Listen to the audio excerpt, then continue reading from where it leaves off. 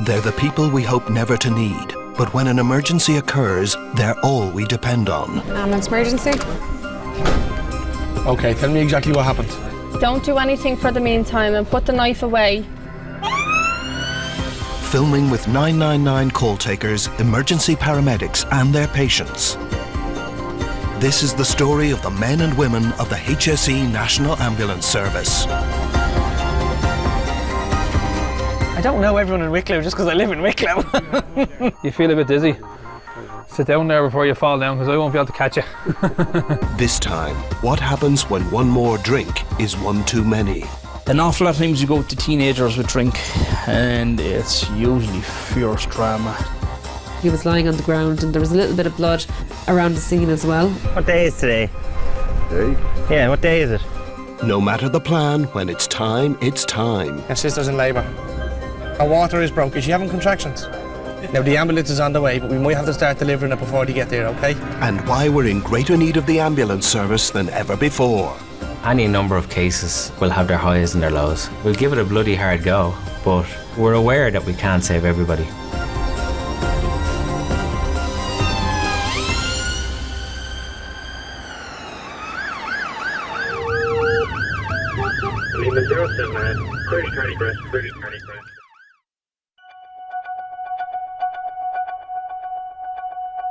One of the barriers that we face within our line of work is alcohol.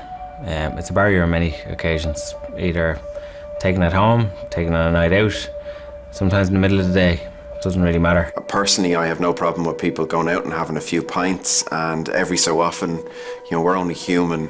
A few pints can lead to a few more, and sometimes people come a cropper, you know, they have an injury that when they went out at the start of the night, they certainly weren't planning on having. We could be non-stop on calls until 5 o'clock in the morning with very limited resources due to alcohol-related injuries, you name it. It can result in a lot of unusual and out of the ordinary injuries, let's just say. Basically anything from people out on a Saturday night, one too many, slip off the curb, hurt their ankle. Lads just messing with each other, not realising that they can't jump off that 8-foot wall and, you know, do the Superman impression. We might get there and they're lying on the ground and we've done all the checks that we know there's nothing else going wrong on with them except that they are drunk. You have to bring them to the hospital, you know, in case there is something else going on with them, but most of the time, you know that they've just had a bit too much to drink. An awful lot of times you go to teenagers with drink and it's usually fierce drama. Alcohol can be a great thing. We all go out and we'll have our few drinks, we'll have the social side of it. But unfortunately, I suppose we're gone to a day and age where because it's gotten so expensive and that, you'll find an awful lot of the younger people are drinking more at home before they actually go out for a night. Hey Joe, how are things? They're merry going out and they're game ball for anything and they're doing the most stupidest of things that leads them to having accidents and injuries before they even actually get out to the nightclubs and that now. You got this call, did you? What's the report? We'll let you deal with it, so lads. A lot of the younger teenagers and that are drinking now think that they can keep up with their friends drinking, and they kind of end up racing each other, and there's never a very good outcome of it. They usually end up in an A&E and mommy and daddy being called in and mommy and daddy not being happy, and the child or the teenager promising that they're never again going to drink, which we all know isn't going to happen. Roger, we'll give you a clear and available there when we get back to the wagon.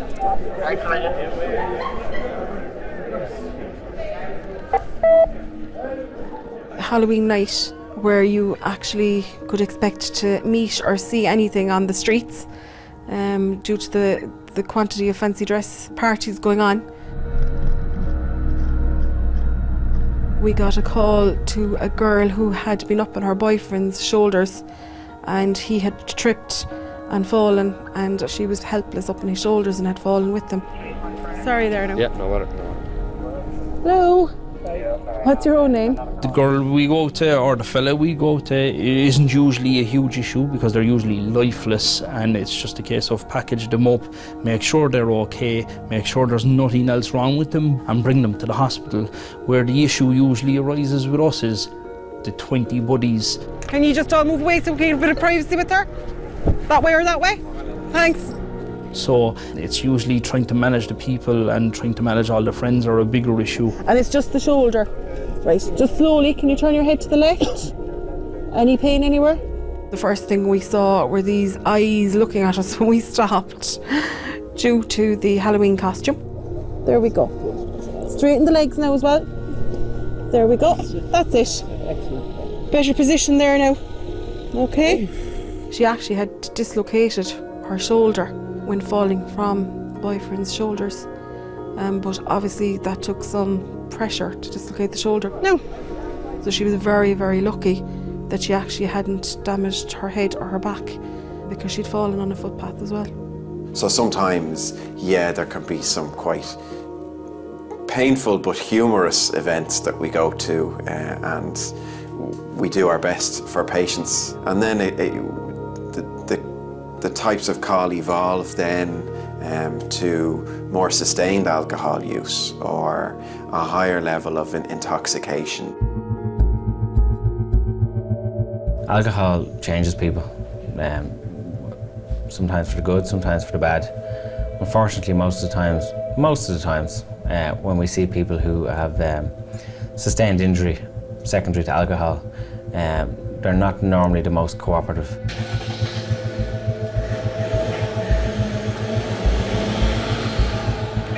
We responded to a call that we were given for an individual that was found in a collapsed state on the street. We arrived on the scene and we did find the gentleman along with some other of his friends that came out of the bar as well, and he was lying on the ground and there was a little bit of blood around the scene as well.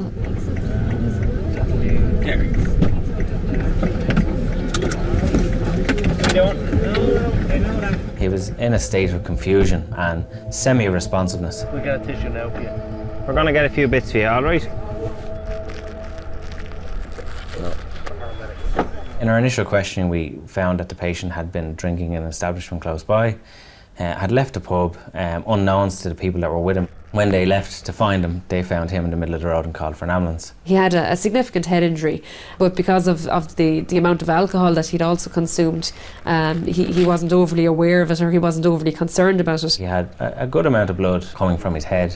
He was confused, couldn't really remember how he got there, and he had displayed sort of signs of alcohol, such as smell and that, and also the members of the family and that were there had said that he had consumed a large amount of alcohol. It can be quite worrying when it is a head-related injury, and we do a lot of checks just to make sure that there has been no loss of consciousness, or if there has been any vomiting or anything after a head injury as well. It can be a significant sign. What day is today?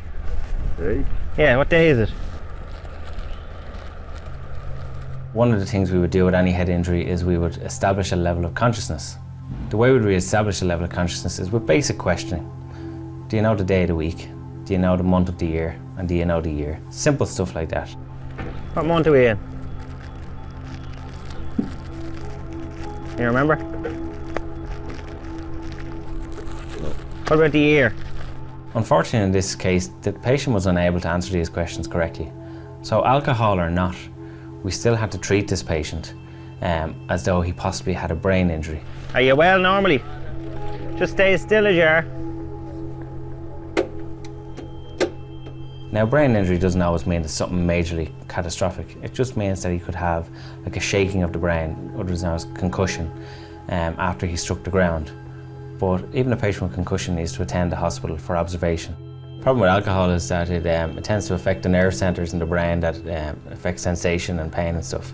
So when somebody's under the influence of alcohol, they don't always have to be intoxicated. A couple of drinks can start to affect your nerve centres, and you don't feel pain as much as you would.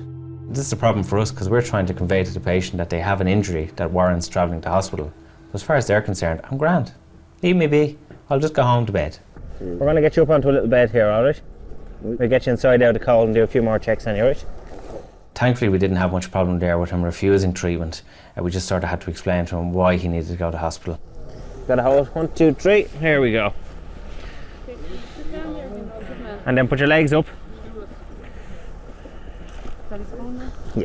We did, on the scene, we did bandage up his wound somewhat and got him into the back of the ambulance and did all our checks and made sure everything else was okay. We would nearly always insist that somebody with a head injury, with a query of alcohol, attends the hospital, even if it's just for observation till the alcohol is worn off, just to make sure there's no after effects. Have you any pain in your head? No. Any pain in your neck or anything? Right here, Top of your head, okay. What's the last thing you remember this evening? Head injuries are extremely complicated when alcohol is involved, because head injuries severe head injuries or brain injuries tend to give the symptoms of somebody who's under the influence of alcohol, possibly slurred speech, sort of inability to mobilise properly, like balance, vision problems. Turn your head towards the wall for me. There's blood in there. There is. So just because we find somebody at 4 o'clock in the morning on the side of the street who's displaying symptoms of alcohol, they may not have had a drop to drink, but the fact that they fell and banged their head when they tripped on the curb and are now showing these symptoms, we can never assume.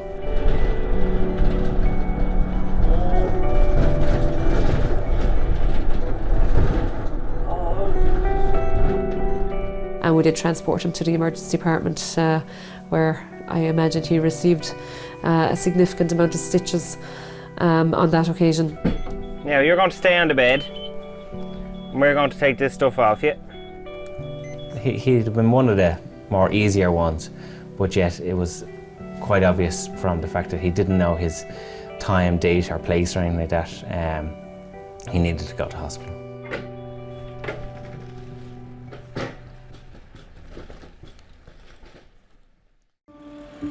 For some, the need for an ambulance has never arisen, but it would seem that when we do, it's at the most pivotal and poignant time in our lives. The one thing about the job in the ambulance service, it's like a job and no other. You'll go from a call in the morning where someone has died straight away, and you might get called straight away to a childbirth. There is just such diversity in this job. The intermediate care ambulance, we deal a lot with palliative care patients, and I mean a lot. Transferring them from, we say, home into an appointment for radiotherapy.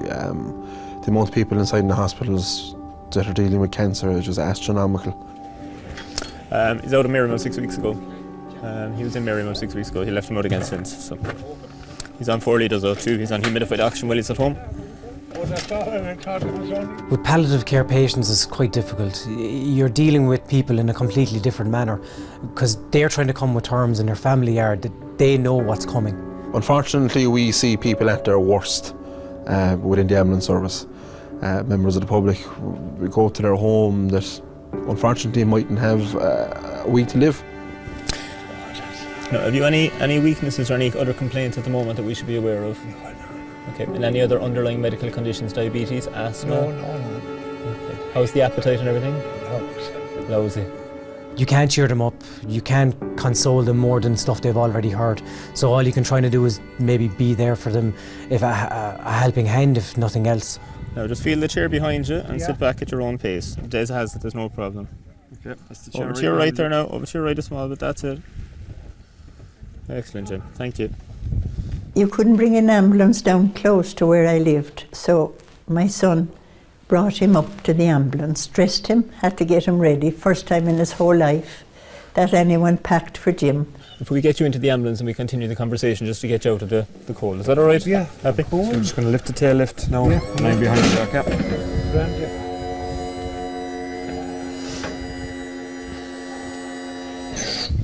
They gave him a grand examination before the ambulance moved. They tested his blood pressure and whatever they do. Have you any problems with the ticker? Any problems with the heart? No. Okay. There was a lovely, lovely, kind atmosphere, loving, so lovely when you need it. That's the important thing, just when you need it. No change in the pain? Okay. No letter. No, I'll just pop that in again there now. He just couldn't understand how unbelievable they were. Kind, gentle, very, welcoming. Oh, we'll actually bring you up to the seat, okay? Do you want to adjust yourself? You tell me when you're ready then. Are you going there? Well, I was invited. There you go. I like the company anyway. He was at sea for 40 years. But like that, it was a come and go relationship for a while because he wouldn't be no sooner at home and he was back gone again. So from the time I met him until we actually married, I counted out about 10 or 11 weeks altogether between it. Oh, Jim, I'm just going to pop this on your finger, okay? Can we slip this arm out of the cardigan, do you mind? No. He stayed at sea till he was about 60. He retired eventually. One of my sons was doing carpentry, so he helped him and he picked up a lot of carpentry work, even though it wasn't his cup of tea. He was really an engineer. There we go. There's an armrest there for you as well. Well, thanks. So that's how he was until he wasn't well. Started to get these pains in his legs. It was a long time before he would see about it. He wasn't one for going to doctors or anything like that. Would you have a list of medications or anything that he's on? His illness was very gradual, but it was always very painful. That was his biggest problem. He had the most unmerciful pain in his bones and his spine and the whole lot. And can I ask what's the reason for the transfer to Marymount? Have we cancer or have we... Well, I had cancer too. Where? And smoking? Do you still smoke? No. Okay. No.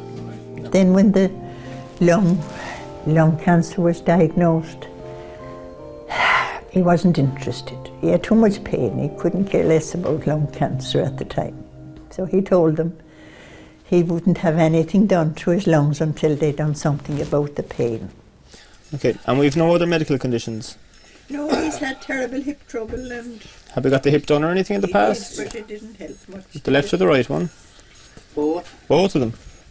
They did give him hip operation and gave him a second one some months later.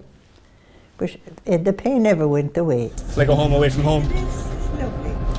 You're not getting too cold or anything with the aircon? No. Looking down at Vizi's? I said Vizi, yeah.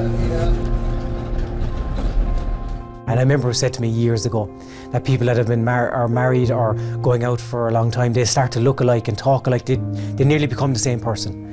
And it's like you're losing your partner, someone you've been so close to. And you have to just be able to leave them go. It's not a very easy thing to do, and it's not a very easy thing to do in public. You're going from a hospital into an ambulance, into a home, and there's always someone around and you can't just be with them and just say goodbye yourself. And it's very hard, and you do really have to console those people and just make them feel that little bit better. Marymount now in Cork has made a massive difference. It's a great place for these people. People in Marymount, the nurses and doctors and staff and everything, absolutely fantastic, and they'll accommodate you as best as they can. Anyone that works above there in palliative care areas, they're just angels. You know, you can't say anything else about them. They're just absolute angels. Like. The ramp will just go down now as well. He had no time for any sadness. He was a very happy person. You all right?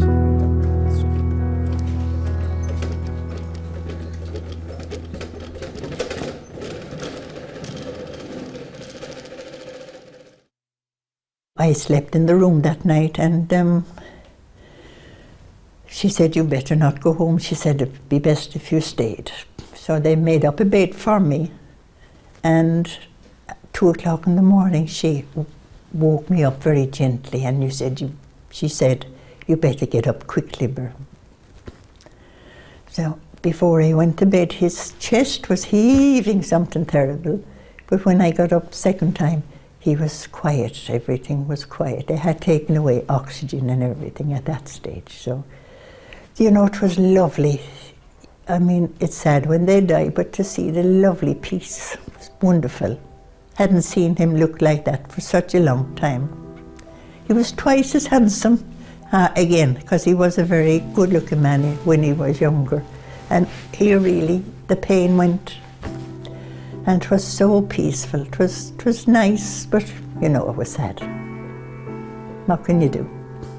I didn't even say goodbye to him. Before that, I always knew that someday he'll go out of here and he won't come back anymore. But when it happens, you just get on with it. What can you do? Just get on with it, you know. Just terrible lonesome without him. Terrible, absolutely. But I was surrounded with help and kindness, and that made a huge difference, really, absolutely. He loved every one of them, and I want to say thank you to them.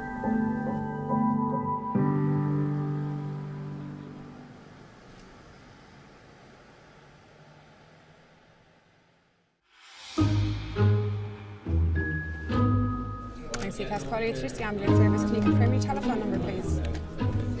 Unfortunately, some of the calls we deal with are from people who call in time and time again, whether it's them saying that there's a problem, that they've fallen, they have chest pain and they want an emergency ambulance, or it's them telling us that they've got home safe and they just want to tell us. Okay, so you're not looking for an ambulance now, is that right?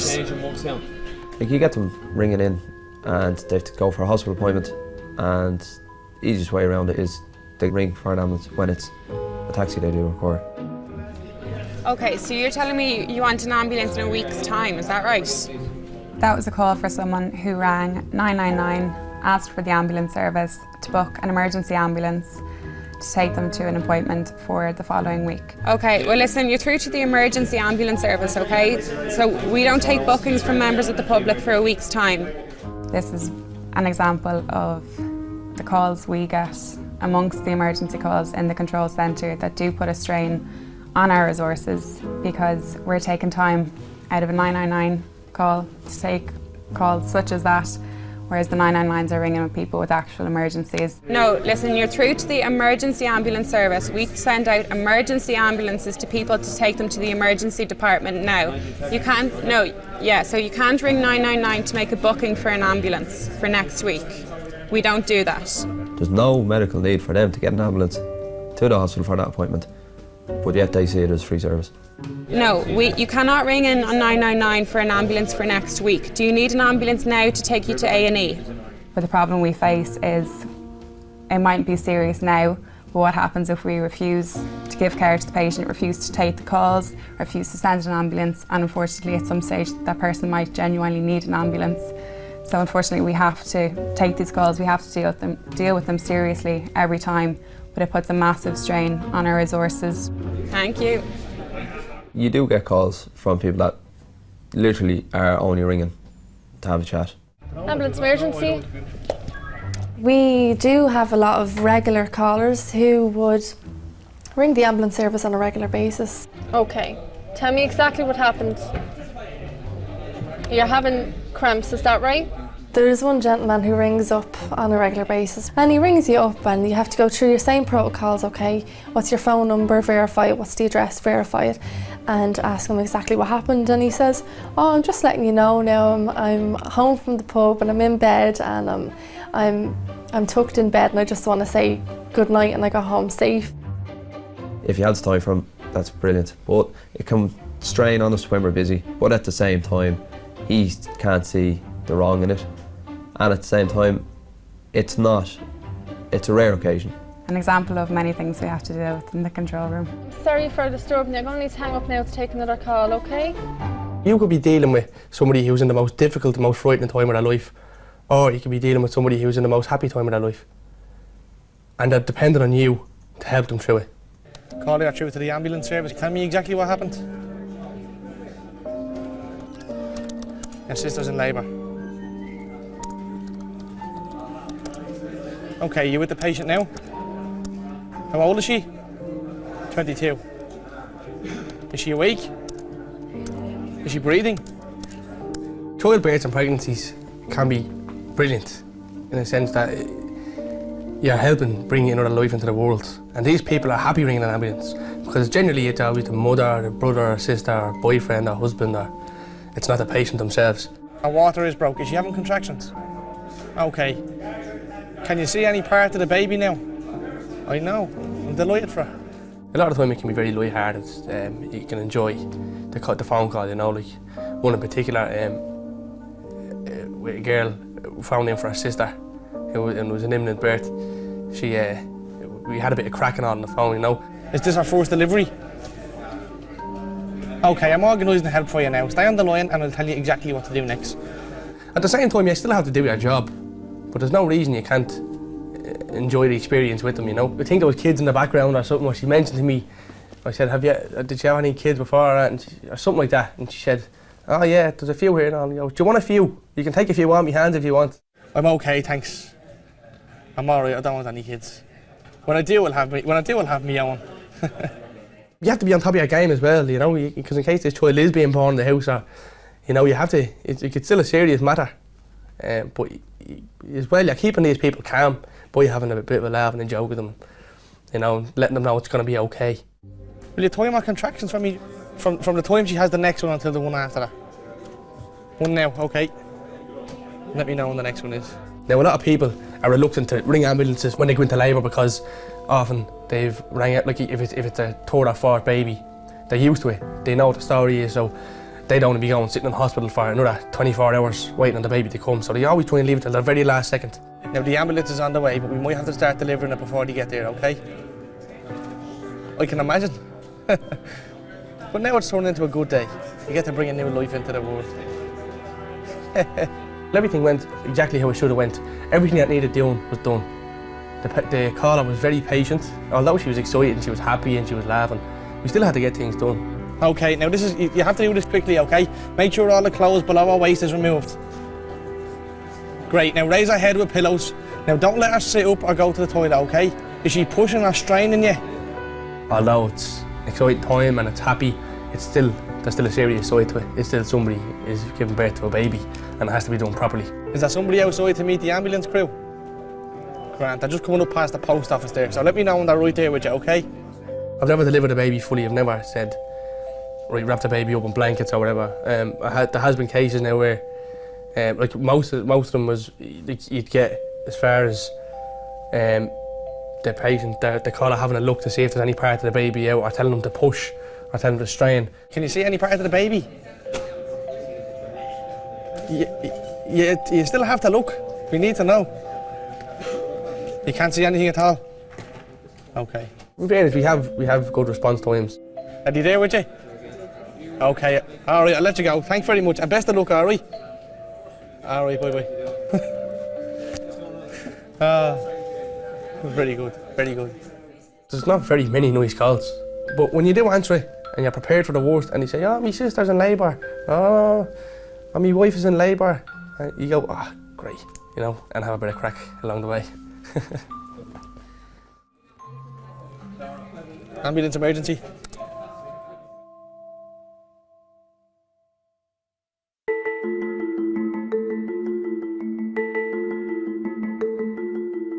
Anyone that's in this profession is in it for a reason, and that is because they want to make a difference. They want to possibly save a life or make someone's suffering that little bit less, and just, as I say, make a difference. I know, you know, it's corny to say, but people say, you know, oh, it's a calling.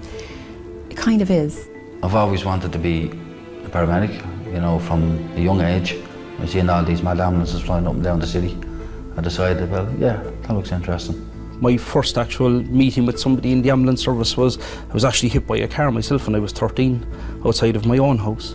And there was two lads who actually worked here and only retired recently, were the two lads who came out and took me off of the ground. And I can remember them putting the splint on, and I can remember arriving at the hospital, and I can actually remember them kind of reassuring my mum and things like that when I was in the ambulance. And I started in the hospital as a porter originally and a plaster technician, putting on and off casts on legs.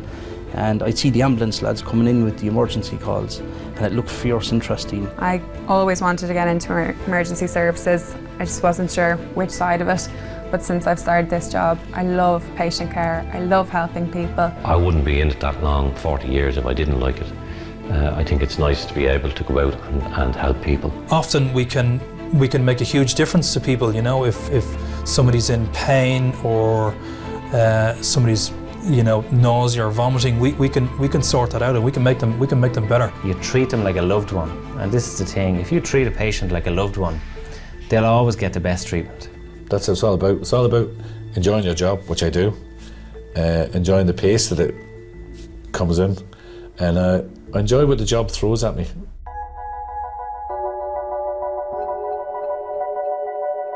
We come into work every day, we get our bits together, we get all our fancy equipment together, we make sure our ambulance is ready to go, and we wait for the call. My job every day is challenging.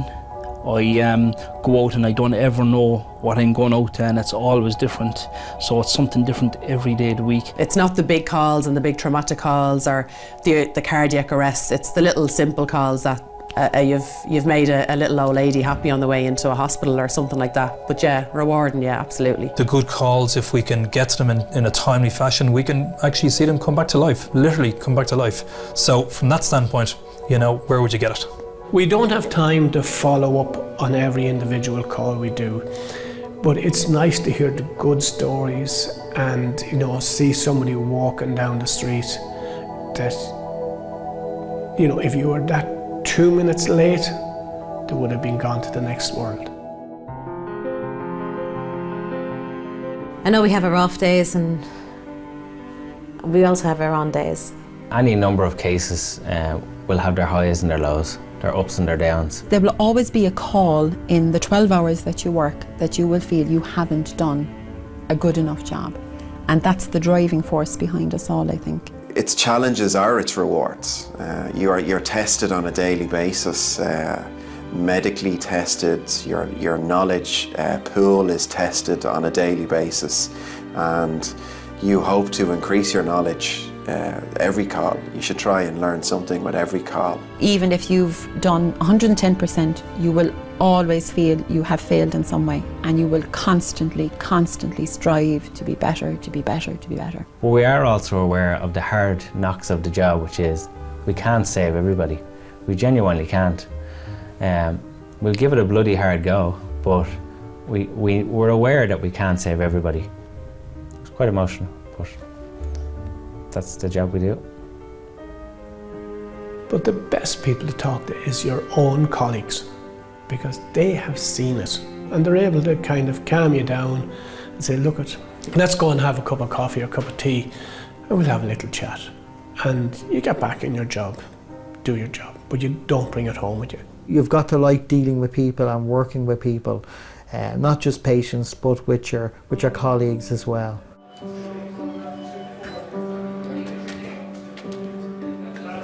All the staff, they're a great bunch of people, you know, and they always have your back. The majority of people in the control room, you could trust your life to them.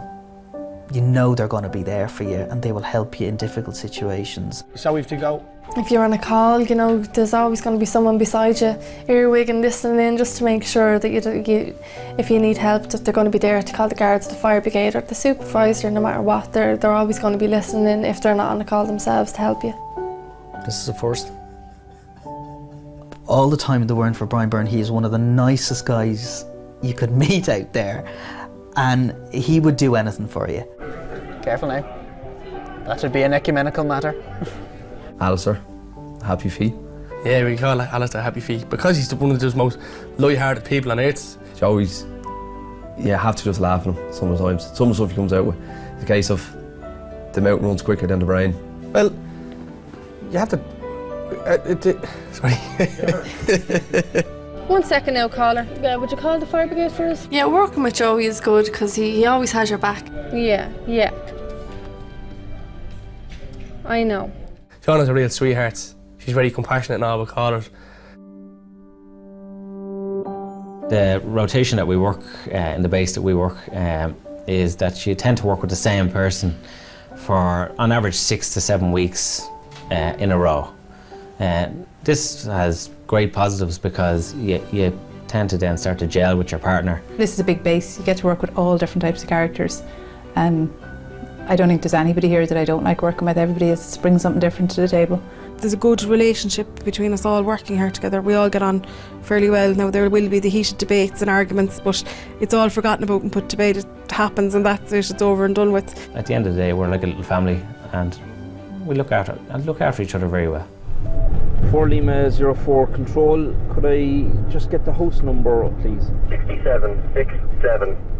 Roger, thanks for that. I was just having a blunt moment there, thanks. When you deal with a lot of difficult calls and deal with a lot of traumatic calls and you deal with death every day, if you took it all on board, we'd be very unhappy people. So we try and take some enjoyment out of the day. I get a lot of praise from patients because I have a bit of crack in the back. And as I said before, once they're laughing when I'm bringing about the back of the ambulance, I'm happy, they're happy. Changes itself? Yeah, it changes itself after a couple of minutes. Working with Claire, it's a great experience. She really does know her stuff. She's very professional. She's a wicked sense of humour, I have to say. She's going to change out of this one. Don't do that. Dave's a bundle of laughs. It's a good day when you're coming into work and you're working with someone like Dave.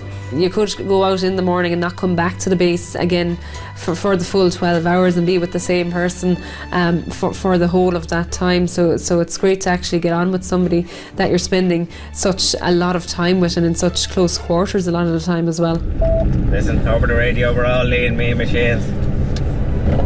Andy is brilliant to work with. He's a great advanced paramedic and he's very professional. But when we're on the way back from a call or when we're on a break, all we do is have a laugh. We enjoy singing to the radio. We enjoy having a little bit of an old dance as well. It's great working with somebody who, well, I'm the same. You're very serious on the call and you deal with patients and you're very professional. But once the call is over, your interaction with your crew members then is very good, and especially Andy, he's great fun to work with.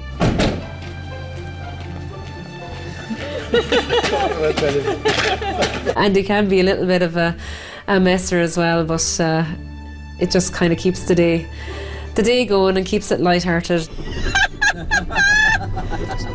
Myself and Imelda have been working together for 4, maybe 5 years at this stage, so it's important you get on well with who you work with, and you know, I think we're a good team. It's like having a second husband. I have the husband at home and the second one at work. It's good that you work in such a way that you never have to think about what the other person is doing and they automatically know what you're going to do. You can go through a whole call nearly without discussing anything because you just know what's going to happen, and he knows what he's doing, I know what I'm doing, and we just get on with it and everything is done for the patient. Ah! You forgot him! No! With the two of us working together, we always know that there will be a laugh at some stage of the day, no matter what happens. We've good banter between us, we've good fun. It's good after calls to be able to chat to somebody and get on really well with them. It helps you de-stress and everything. I won't make it. You will. One. Just about. None of us can drive. No woman can drive, according to Peter. Glad I wasn't driving. I wouldn't have gone for that. I think the majority of us are proud to do what we do. It's a tough job, you know, but as I said, we have a dark sense of humour, so it kind of evens out.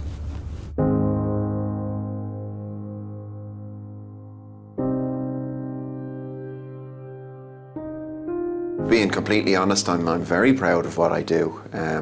I get to make a difference to people every day.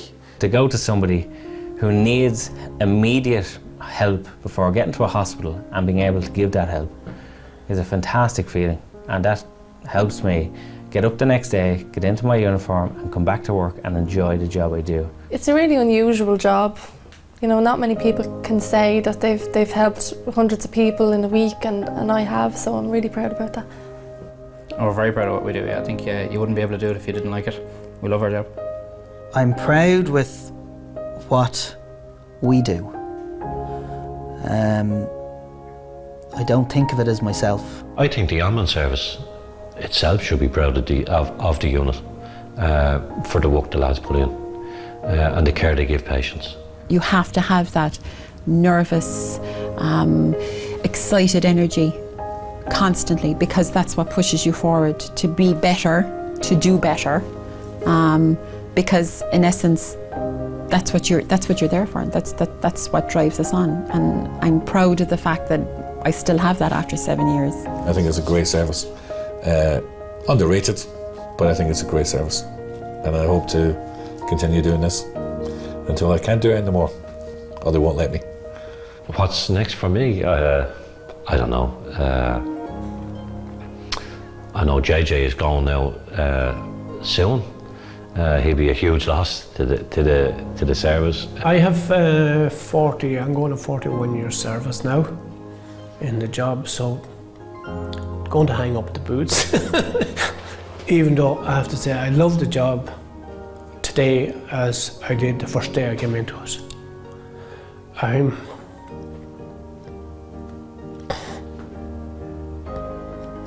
It'll be sad to see him go, but we all have to move on at some stage, and whether we get a decent enough person in to fill his boots now remains to be seen, you know, but I'd say they're going to be hard boots to fill. It's a lovely job, and I enjoyed it. I love it, and I'm here for life. They're stuck with me.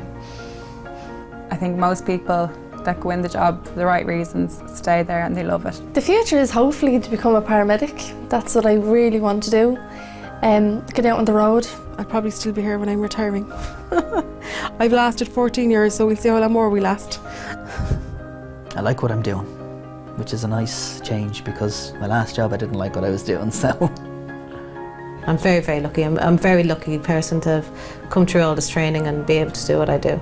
And having a station here and having the staff that I work with. I'm very lucky. You get a lot of satisfaction out of what you do, and you know, you can make Mammy proud. That's terrible thing to say.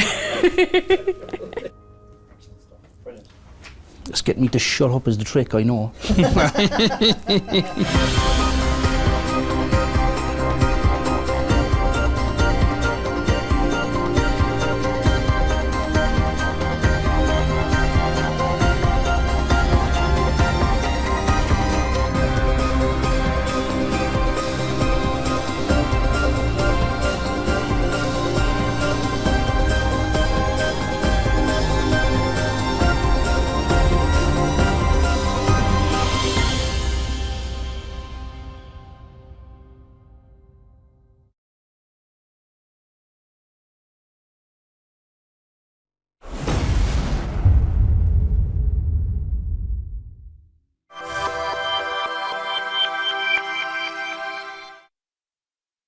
If you have been affected by any of the issues raised in this programme, please visit our support page, tv3.ie/helplines.